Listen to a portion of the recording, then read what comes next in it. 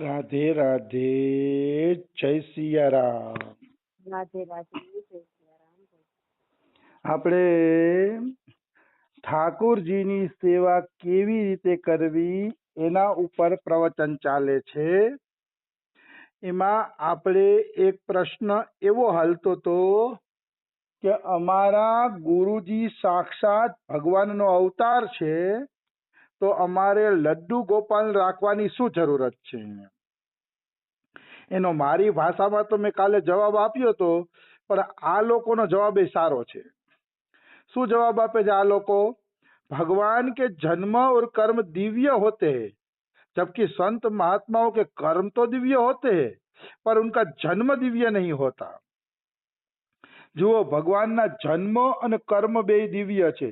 ભયે પ્રગટ કૃપાલા દીન દયાલા, મતલબ રામ પ્રગટ થયા, માતાના ગર્ભમાંથી એમને જન્મ લીધો નથી, પણ ભગવાન સાક્ષાત પ્રગટ થાય છે. એટલે એનો જન્મ પણ દિવ્ય છે, કર્મ પણ દિવ્ય છે, એનું શરીર પણ દિવ્ય છે, બધું ચિન્મય છે. અને સંત મહાત્માના કર્મ તો દિવ્ય છે, મતલબ સંત મહાત્મા પરોપકાર માટે જ કર્મ કરે છે, પોતાના માટે કર્મ કરતા જ નથી. એટલે મહાત્માઓના કર્મ તો દિવ્ય છે, પણ જન્મ દિવ્ય નથી, કારણ કે એ સાધારણ માતા પિતાના ગર્ભમાંથી જ પેદા થાય છે. એટલે કહેવાનો ભાવ છે, ભગવાન ચિન્મય છે અને સંત ગમે એમ તોય 5 ભૌતિક ઢાંચાની અંદર છે, એટલે પૂજા ભગવાનની જ કરવી જોઈએ, લડ્ડુ ગોપાલની જ કરવી જોઈએ. હાડકા ચામડાના કોઈ શરીરની પૂજા કરવી જોઈએ નહીં. બિલકુલ સત્ય વાત છે. અહીંયા ભગવાન બધી રીતે દિવ્ય છે, પ્રત્યેક અવસ્થામાં દિવ્ય છે, ચિન્મય છે, એટલે પૂજા ભગવાનની જ થવી જોઈએ, સાધારણની થાવી જ ન જોઈએ. એ જ સનાતન સત્ય નિયમ છે. હાડકા ચામડાનો મનુષ્ય કદાચ ભજન કરીને ગમે એટલી ઊંચી કક્ષા પ્રાપ્ત કરી લે, હું કહું છું ભગવાનનો દરજ્જો ભલે પ્રાપ્ત કરી લે, તો એ ભગવાનથી તો એ એક ડગલું નીચે જ રહેશે, કારણ કે ભગવાન ભગવાન છે અને સંત ઈ સંત છે. બાપ ઈ બાપ છે ને દીકરો ઈ દીકરો છે, થોડોક તો ફર્ક રહી જશે. એમ ભલે સંતને આપણે ભગવાન માનીને આદર કરીએ એ અલગ વાત થઈ ગઈ, પણ પૂજા તો કેવલ ભગવાનની જ કરવી જોઈએ. એમાં જ મજા છે. અને હિન્દુ ધર્મની એક સૂત્રતા એમાં જ ટકી રહેશે. આજે હું જોઉં છું કે જે સંપ્રદાય વાળા છે ને પોતાના આચાર્યને ભગવાન માનીને એની પૂજામાં પડી ગયા છે, એટલે હિન્દુ ધર્મની અંદર ફાટા વધતા જાય છે. પણ જો હિન્દુએ ખાલી રામ, કૃષ્ણ અને મહાદેવ આ ત્રણને જ ભગવાન માનીને પકડી રાખ્યા હોત ને, તો હિન્દુમાં આટલા ફાટા ન હોત, આટલા બધા સંપ્રદાયના ફાટા ન હોત. પણ આ ફાટા પડવાનું કારણ જ એ છે કે બધાએ પોતાના આચાર્યને ભગવાન માન્યો પણ બીજાનો સ્વીકાર ન કર્યો, એટલે આટલા બધા ફાટા પડી ગયા છે. એટલે હું તો એમ જ માનું છું કે રામ, કૃષ્ણ અને મહાદેવની જ પૂજા થવી જોઈએ. ગુરુ કદાચ ભગવાન સમાન હોય ને તો એ ગુરુનો ફોટો રાખો, આદર કરો, એને ફૂલમાળા ચડાવો, પણ પૂજા તો ભગવાનની જ કરો, જેથી હિન્દુ ધર્મની એક સૂત્રતા જળવાઈ રહે. આવી વસ્તુ છે. કેટલાય ફાટા પડી ગયા, પણ હવે આગળ નવા નવા ફાટા ન પડે તો સારું છે. તો ભગવાન માતા પિતાથી પેદા થાય છે, સંત માતા પિતાથી પેદા થાય છે, અને ભગવાન ચિન્મય શરીર વાળા છે, એટલે પૂજા ભગવાનની જ હોવી જોઈએ. મારા ઘરની અંદર હું રમેશ બાબા અને અમારા ગુરુજીના ગુણ ગાતા ગાતા 15 વર્ષ નીકળી ગયા. એમના ગુણ ગાઉં છું. 15 વર્ષથી આ બે મહાપુરુષના હું ગુણ ગાઉં છું. મારા માટે ભગવાન બરાબર છે, પણ બેમાંથી એકેય મહાપુરુષનો ફોટો મારા ઘરે નથી. અને મને એનો અફસોસ નથી કે મારા ઘરે આવડા મોટા મહાપુરુષ જેના હું જિંદગીભર ગુણ ગાઉં છું એનો ફોટો નથી, કારણ કે એની શ્રદ્ધા મારા હૃદયમાં છે. મારા મંદિરમાં તો મારો ભગવાન જ પૂજાવો જોઈએ, ભગવાન જ હોવા જોઈએ. કારણ કે મનુષ્યની પૂજા છે ને એ પછી સાંપ્રદાયિક સંકીર્ણતા ઊભી કરે, એક અલગ ફાટો પાડી દે, અને હું નથી ઈચ્છતો કે કોઈ અલગ ફાટો હવે પડે. મારા દ્વારા તો પડે એવું હું ઈચ્છતો જ નથી. એટલે હું નથી અમારા સદગુરુદેવનો ફોટો રાખતો કે નથી રમેશ બાબાનો રાખતો, બેમાં એકેયનો નહીં. કૃષ્ણને ભજો, કૃષ્ણમાં બધા આવી ગયા. સર્વ દેવમયો કૃષ્ણ, કૃષ્ણ સર્વદેવમય છે. આવી વસ્તુ છે. એટલે કૃષ્ણને ભજો એમાં જ મજા છે. પછી કહે છે ભગવાન ક્યારેય ઘોરડા નથી થતા, સદૈવ કિશોર વયના રહે છે, અર્થાત 16 વર્ષની અવસ્થા સુધી જ રહે છે ભગવાન શ્રી કૃષ્ણ. અને ભગવાનને ક્યારેય દાઢી મૂછ ઉગતી નથી. જો ગુરુ તો ઘરડાય થાય, ગુરુના તો ચામડા લટકી જાય.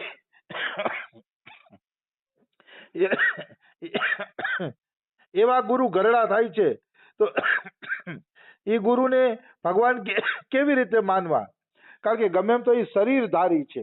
ભલે મીરાબાઈ એ ભજન કરીને શરીરને દિવ્ય બનાવી દીધું હતું, એમાં કોઈ વાંધો નહીં, છતાં પણ ગમે એટલું શરીર દિવ્ય બનાવ્યું હોય ને તો એ સંત અને ભગવાન એ ફરક તો રહેશે અને રહેશે, કાયમી રહેશે.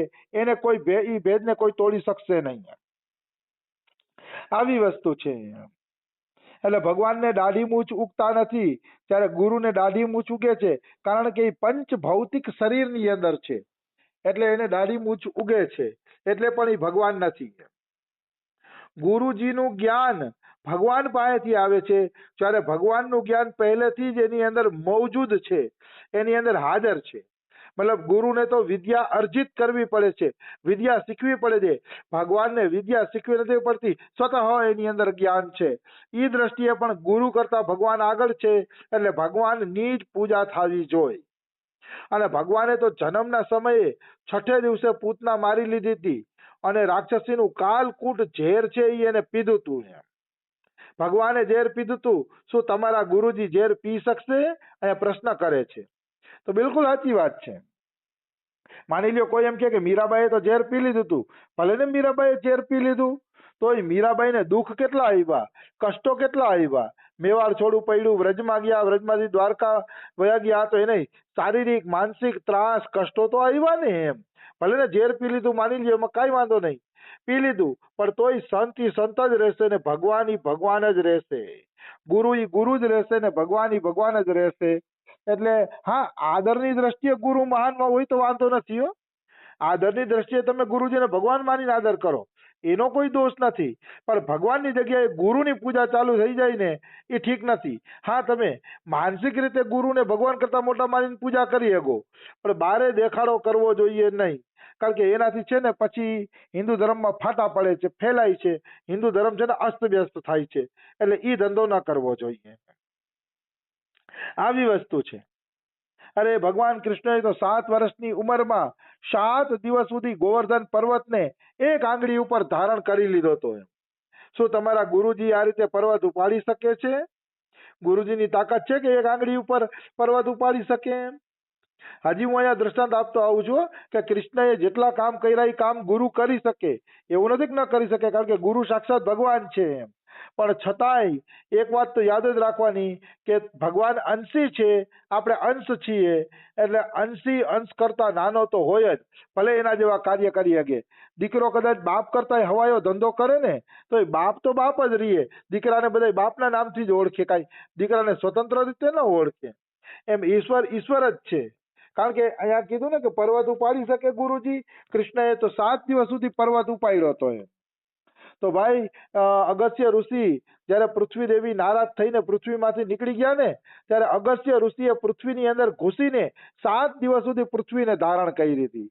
પર્વત નહીં પણ પૃથ્વીને સંતો ધારણ કરી શકે. અગસ્ત્ય ઋષિ સમુદ્ર પી ગયા હતા. કરી શકે, ભગવાન જેવા કાર્યો કરી શકે, હું એમાંય ના નથી પાડતો એમ.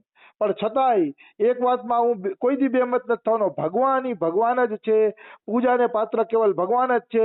એટલા માટે પાંડવોના રાજસુ યજ્ઞમાં જયારે નક્કી થયું કે કોની અગ્ર પૂજા કરવી, ત્યારે ભીષ્મએ, બધાએ વડીલોએ, દ્રોણાચાર્યએ બધાએ કીધું કે કૃષ્ણની પૂજા કરો. કારણ કે ઓલા દ્રોણાચાર્યની તો હો વરસ ગઈઢા હતા, 100-150 વર્ષના જૂના માણસો હતા, અને કૃષ્ણ નવા નિશાળિયા હતા, હજી એની ઉંમર પણ નહોતી, બાળક જેવા લાગતા હતા, યુવાન લાગતા હતા.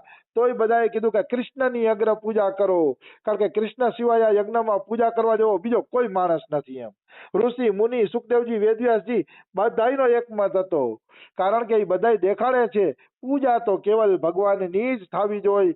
મનુષ્ય ગમે એટલો ઊંચો ઉઠી જાય તો એ મનુષ્ય જ છે, એટલે ભગવાનની જ પૂજા કરવી. ગુરુને ભલે ભગવાન માનતા હો તમે, પણ લડ્ડુ ગોપાલ રાખવા જ જોઈએ. ભગવાનનો ફોટો, ભગવાનની મૂર્તિ જે તમને ગમે એ રાખવા જ જોઈએ. એના વગર અધૂરું છે બધું, એના વગર બધું અધૂરું છે. અને જો તમારા ગુરુ સિદ્ધ ન નીકળ્યા માની લ્યો કોઈ એમ કે અમે તો ગુરુને જ ભગવાન માની છીએ, નહીં રાખીએ લડ્ડુ ગોપાલ, તો જોખમ છે. યાદ રાખજો, જો ગુરુ સિદ્ધ નો નીકળ્યા તો તમારા બાવાના બે બગડશે.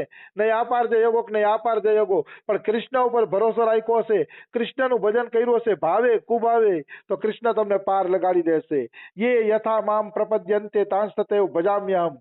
જો ભાવ સાથે એને ભૈજા હશે તો એ પણ ભાવ સાથે તમને પાર લગાડી દેશે.